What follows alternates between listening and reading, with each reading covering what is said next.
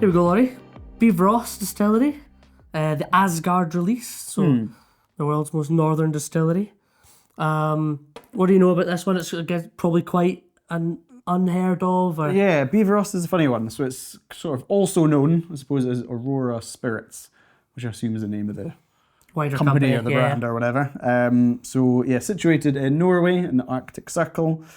They've it was established 2016, and they've done a series of bottlings, obviously without age statement, which is fair enough, focusing on mythological stories. So each one's quite sort of distinct. They've got a nice design to it. Their production methods are quite experimental. So they're a farm distillery, I believe, is that right? Artisanal, quite artisanal. They use a lot of Arctic barley, because that's all there is, which is, well, I think they've now discovered is challenging to work with. Yeah, challenging to work with, a very low yield as well. So I think it's been a bumpy journey for... But now in 2024, founded in 2016, they've got quite a lot of liquid out. And this particular release is limited edition bourbon and muscat casks. Sure. So we don't know if that means it's a full maturation and then vatted together. Normally, in Scotch whisky terms, you would mean a bourbon maturation, maybe finishing muscat. For those that aren't familiar, muscat is a kind of sweet dessert wine. Okay. You can get dry styles of muscat as well, actually. So is it similar to like a Sauternes? Kind of, maybe not less sugary, but it's certainly in whiskey influences. I would say it's similar to Sauternes, Pinot de Chiron. Those kind of quite indulgent, but light looking or light, dessert and wines. Your experience with whiskey that's been matured or I've never had anything that's been matured in muscat. I think just like we don't see stuff that really matured in Sauternes. I think I've had maybe one or two ever. Yeah, fully matured in that. Do you feel like Fragrant Drops done one? I think. Do you feel like it makes much of a difference from the ones you've had? I feel like cask finishes are very psychological. Yeah. So as soon as you hear it's being dessert wine, you start the semantic field of words that you use. It's all about. Yeah, I think there's a lot of marketing in it as well, isn't there? We were, we've been discussing. We drank a lot of whiskies together. People talk about cask finish. It's a very loose description or loose definition now, anyway. But we're expecting this to be slightly sweeter.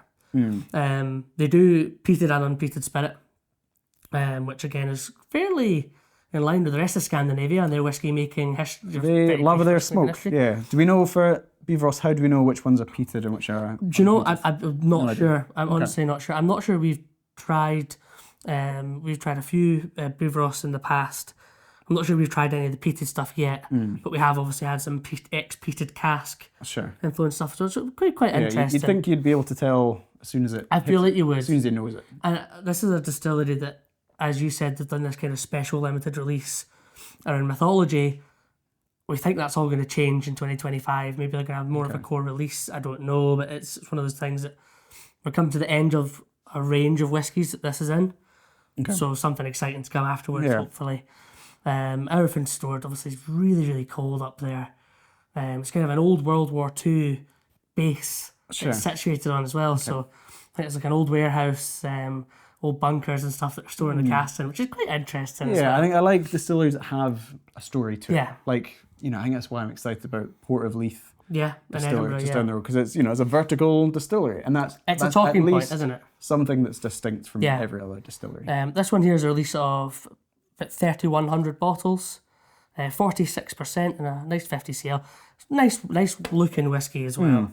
But yeah, it's just something different, and again, I think it's fun trying a new whiskey because we know the cask types. We know what malt whiskey tastes like, but this should be quite different. I'm making a bit of a meal of this. Perfect. Yeah, no, I'm very excited to try this. I think we've had a couple of Bivrosts before, and they've been full of character. They've been which is the main thing. Yeah, I think from the previous tastings that you and I have done together of this distillery, we've been kind of taken aback by the nose of all the spirits so far, but the palates have been distinctly different, and because there's been different cask makeups as well. Yeah, I would say the cask makeups have been influential in what we've had so far from them. So I'm hoping this will be the same. I like a sweet kind of presenting whiskey. Yeah. So if this is nice and light and sweet and approachable, I think it'll be for me. Yeah, I've got high hopes for this because they seem like quite maybe wacky is too strong a word, but I like the fact they're experimental. I like the fact they're doing things a bit different. They're quite transparent in their production, and I think they use a lot of local brewers and stuff. So it feels a bit of a community distillery as well. Sure. I'm hoping it's going to be quite sticky and a lot of good texture from it as well. So, right, what do you think? Let's have a go. Well, it's the sweetest Bivrost I've nosed. So far. It's a very different nose from what we were starting to form as a distillery character. From our personal experience, we were starting to think that a lot of the nose had quite a farmyardy, straw-like cereal nose. This one, there's elements. There's definitely still elements of that kind of cereal. Maybe slight citrus. Definitely sweet. Reminds me a bit of Brewercladdy actually on the nose. Yeah, a wee bit coastal almost. Yeah. I think that's fair. I think again, they're right on the water up there, so I think it's something they will say that'll influence their maturation. I mean, it's just cool. It's the most northern distillery. Nobody could take that away from them. Yeah. You know? Right. Have a little go. Give it a try.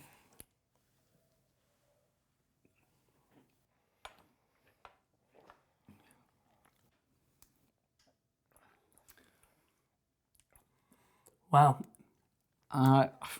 I feel like it's trying to do too much at once. I think it's quite hot tasting. It tastes stronger than 46% to me. It's quite... The alcohol's kind of got me there a little bit. I think it's a bit younger, perhaps. There's a bit harshness. Yeah, perhaps. I think I get a little bit more spirit from this than I have in the previous expressions that we've tried.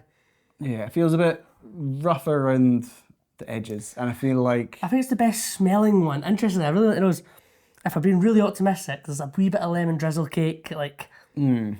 It's kind of spongy, there is citrus, it is sweeter. It's still quite rugged though. Yeah. Like, I think when I think of kind of dessert wine matured whiskies, I think of Glenmorangie Nectar d'Or, which is 12 years old, Highland malt, obviously nice tall stills, just really elegant and smooth and delicate. Easy stuff. This is a bit more in your face. Yeah, this is a bit more... rock and roll. Yeah, a bit dirtier. And I think it's... Yeah, I can taste the two aspects to it, but I feel like they don't work not that well integrated. Together. No. I mean, especially if it is a bourbon matured and Muscat matured and then they're vatted together, maybe it is a bit overwhelming for the bourbon spirit. And we don't really know. We don't know exactly the makeup. We know there's 3,000 bottles.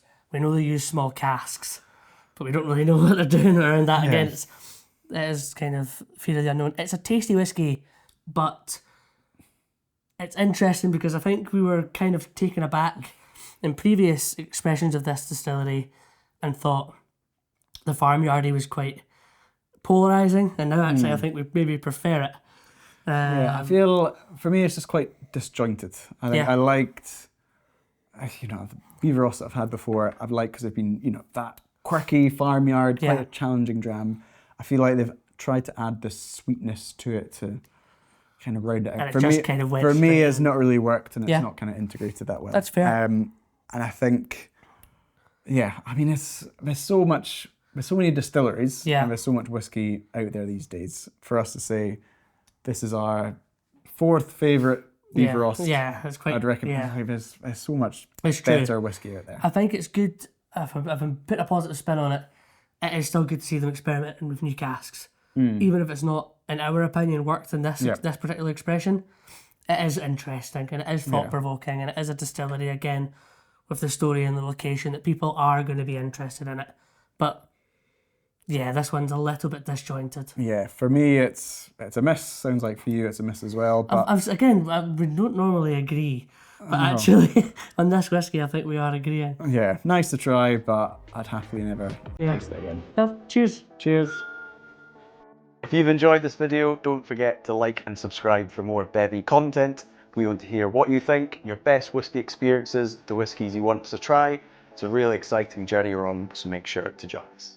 Download the Bevvy app on Google Play and App Store to keep track of your whiskey journey, connect with your whiskey friends, keep track of your favourites, anything you could ever want to do with whiskey, all in one place. It's the definitive whiskey companion.